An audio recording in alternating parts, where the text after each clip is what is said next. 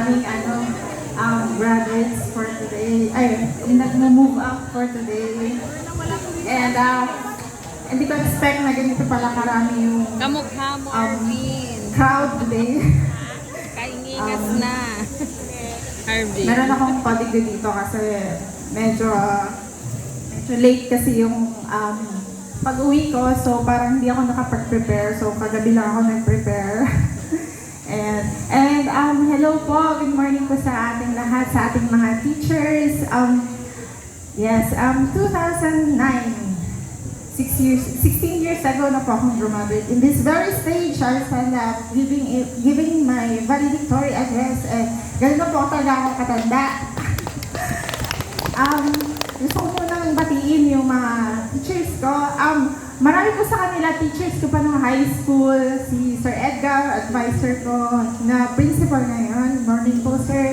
Si Sir Bernabe, yun yung mga nagpahirap sa amin noon. Si Sir Jervy, Ma'am Sally, Ma'am morning po sa inyo lahat. Si Ma'am, yung aking chemistry teacher, Ma'am Sepri. And then, gusto ko din mag-thank you kay Ma'am Clau. Kaklase po kami ng high school. Hindi ka naman expect yung ganong introduction, Clau. Sabi ko sa'yo, simplihan mo lang, hindi ako ready. and sa ating mga proud parents, and sa ating 197 na mag-move up today, sa ating mga barangay officials, sa lahat po nang nandito, hindi ko po kayo mabating lahat. Good morning po sa inyong lahat. Good morning! Good morning! Una-una, gusto kong nagugulat ako kasi ang daming tao. Incredible what an incredible sight. Sabi ko kanina nung nakakaupo na ako, wow, ang dami nyo pala. Ang daming parang mga bright faces, ang bata, yung energy, and then yung very youth in you nag-exudes to me na parang ang daming positive energy, positive vibes. And medyo kinakabahan ako sa inyo kasi una-una, public speaking is not my thing. Kabado po ako sa maraming tao. At noong una na na-receive ko yung invite, sabi ko, pag-isipan ko muna. Una-una, marami akong trabaho. Pangalawa, papayagan ba ako ng boss ko mag-leave ng 3 araw? And then, pangatlo, parang nagdududa ako kung ako ba yung tamang tao para magsalita sa inyo. Paano ko kayo i-inspire? Or inspirational ba yung kwento ko? Ano sasabihin ko sa inyo? Kasi kahit, alam mo yung mga bata, may certain ka ba sa akin kung paano ko kayo i-uplift into something na mag-i-inspire sa inyo to move forward. Pero sabi ko, nung kailan ko nang sabihin kay Ma'am Sally kung pupunta ba talaga ako, sige, pupunta ako because hindi ko alam kung itong opportunity na to is babalik pa. Ang ibig sabihin is, moments like this don't come around twice. But I would like you to know that I'm super honored to be here. Kabado man, pero super honored to be here. And first of all, congratulations. You're moving out. Marami siguro sa inyo mga nasa edad 15, 16, correct? And exciting, di ba? Pero marami siguro sa inyo yung may confusion, nalilito. But let's be honest, normal yon. Normal ma-confuse. Normal na hindi mo alam kung anong gusto mong gawin sa buhay. Ganyan din ako noon, hindi ko alam. Joke lang. You're trying to figure out what you want. What do you want to be in the future? Kung saan ka pupunta, ano bang gagawin ko? Ano bang strand ko niyo? Sino nakapag-decide na? Nakapag-decide na ba lahat? Marami siguro sa inyo, hindi pa, no? Actually, hindi ko alam kung ano yung mga strands before. Alam ko lang stems, homes. But it's okay kung hindi niyo pa sure.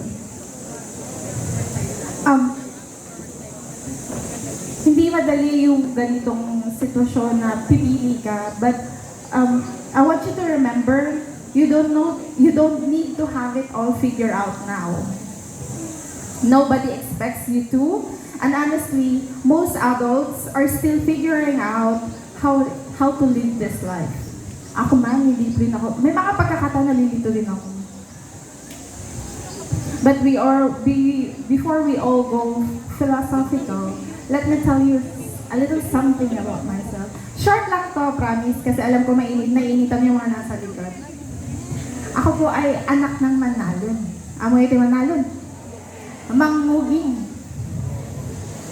Ang buhay namin simple lang. Ang bahay namin gawa sa kahoy at panaw. Siguro hindi nyo alam kung ano yung panaw. Nung elementary ako, naabutan ko pa yung walang kuryente. Alam niyo yung bote ng alak na may lalagyan ng gaas? Buroong. Buroong. Ikaw ulit, buroong. Yun ang ilaw namin nung elementary ako. Nag-aaral ako noon sa ilalim ng ilaw na yun. So may itim-itim yung ilong mo nun. Kapag gising mo na umaga. So pag singa mo, kulay itim. Kasi doon ako nagbabasa nun sa ilaw na yun. Walang internet. Walang cellphone. Pero ang meron lang ako is something better. Dreams. And stubbornness. Lacks of it. Sobrang stubborn ko. Alam ko yun. Deep in my heart. Deep in me. Alam kong marami akong pangarap at sobrang stubborn kong klaseng tao. I remember back then, tumutulong ako ti naganak kanya at pidot ti uging, agwagwag ti pagay, narigat na pudot. Pero ti panunod ko iti, anang dati outside the absurd. Outside ba niya? Alam mo mga umiiyak ng bata dito. Sorry hindi ko kayo balak paiyak. Pero, okay lang yan. Pero, nakaka-relate ka, alam ko. Pero, alam nyo, outside this school, malaki ang mundong naghihintay sa inyo. Sa isip ko nun, may iba po kaya siguro paraan para mabuhay. Hindi dahil I don't respect the lives and kung ano man yung buhay ng isang Manalon at isang Mangugi. I highly respect those people. Like, you have my highest respect. Pero sa isip ko nun, how can I build something meaningful? Something that will change my life. Something to build something that will last. I didn't know the answer back then, but that led me to engineering. Nung una nag-aral ako computer engineering. Pero hindi yun ang calling ko. Alam ko, nag-shift ako into civil engineering after 1 semester. And to tell you, hindi naging madali ang journey ko. Imagine you're 16 years old, 16 years old ako na mga kaedad nyo. At some point in my life, naging 16 din ako, maniwala ko sa akin. Punta ako sa isang syudad, like 3-4 hours from here, Urdaneta City. Nabuhay ako sa 500 pesos a week na allowance. That is 7 days, including yung mga project, lahat. 500 pesos. For a week, 7 days, that's less than 100 pesos per day. If my math is correct, I think. Sa Urdaneta City, wala akong kakilala kahit isa. Maski kaibigan, kamag-anak, wala sa Urdaneta City. Matindi yung homesick, siguro mga 1 week pa lang gusto ko nang umuwi. Ayoko na mag-aral. Bakit? Kasi na-overwhelming sa akin ang Urdaneta City. Malayong-malayo sa Sabani, na simple ang buhay, doon sa syudad. Once a month lang ako umuwi kasi wala akong pamasahe. Once a month. For 5 years. Pangalawa, marami ding doubt sa sarili ko na, ay, kaya ko ba to? Doubt in myself at marami ding doubt mula sa mga tao. May mga nagsasabi nun, ay, manalo pero ang pa-eskwela at engineering. Kasano? Diba? Marami din na nun pagod at puyat. Alam niyo, nung nag-aaral ako, pag nag-review ako mga alas 8 ng gabi, minsan gising pa ako ng alas 3 for 5 years. Kasi gumagawa ko ng kung ano, no? Ng mga research papers, drawings, plates. Imagine, tapos papasok ako ng alas 7 ng umaga.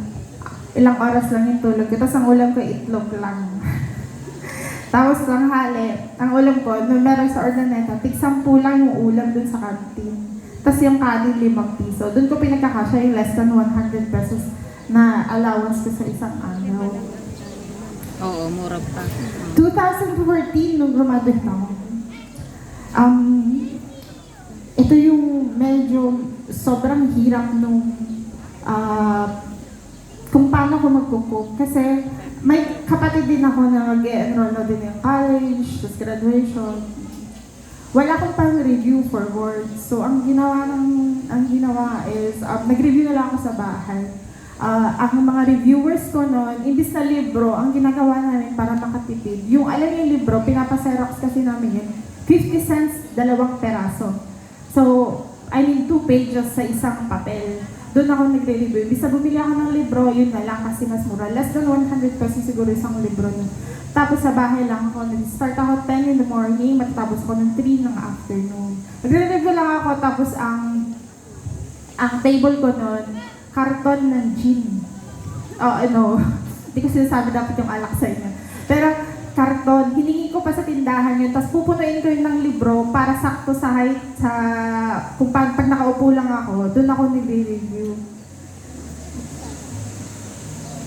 So sa mga after September siguro, pumunta na ako Maynila para mag-prepare for the board exam. Umutang pa na nanay ko sa amin, 10,000. 7,000 para sa aking refresher course at 3,000 allowance ng 2 buwan sa Maynila. At doon ko na-realize na pagkatapos ng pagdating ko doon, ibang-iba na yung skill set ng mga kaklase ko kumpara sa akin dahil nag-self-review ako.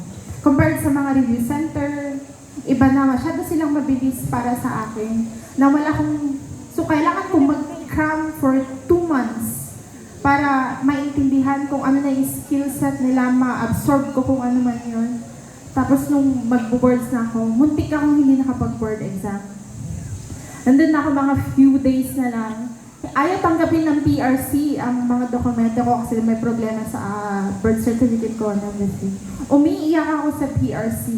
Sa isip ko, 6 na buwan ako nag-review, tapos di ako pag-exam. Diba? Pero yun, sa awa ng mga taong tumulong sa akin, nakapag-exam ako at pinayagan din ako ng PRC.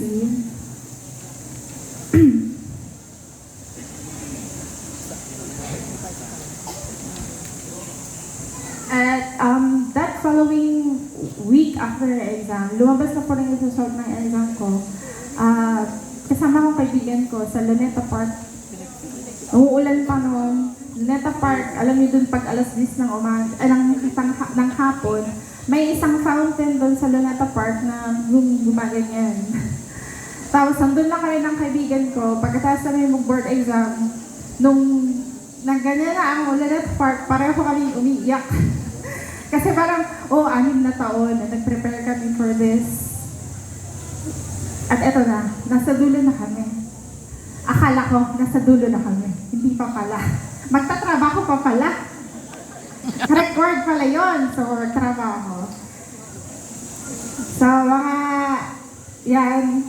Siguro nung nalaman ko yung board exam result ko, ang sumunod na is maghanap ng trabaho. Ano bang gagawin ko? Ano bang gusto kong gawin ulit sa buhay ko? Ito na naman tayo, hindi ko naman alam kung ano gusto kong gawin.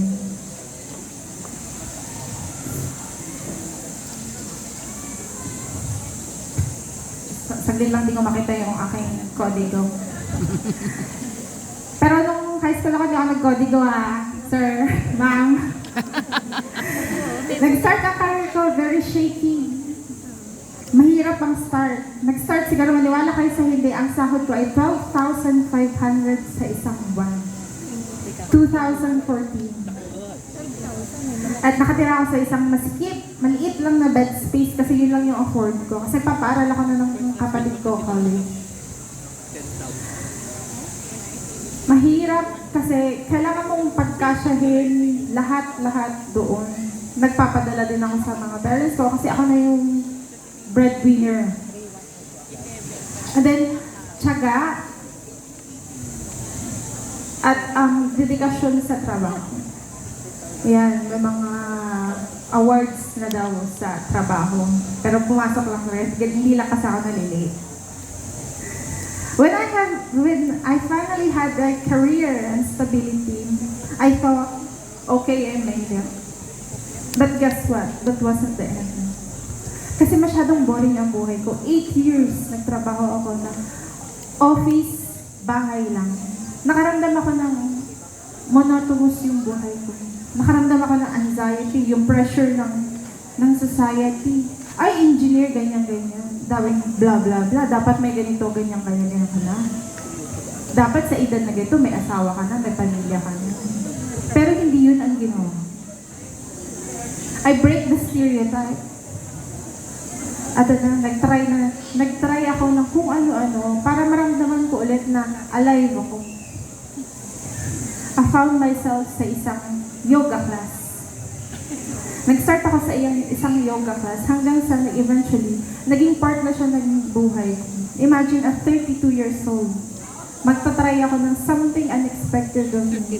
Na dapat sinasabi, uy, dapat mag-aral ka na ulit, sumuha ka ng ganito, ganyan, certification, ganyan, ganyan. Pero iba ang ginawa ko. Marami nang masakit sa likod ko at tuhod ko at 30, maniwala kayo. Marami na po.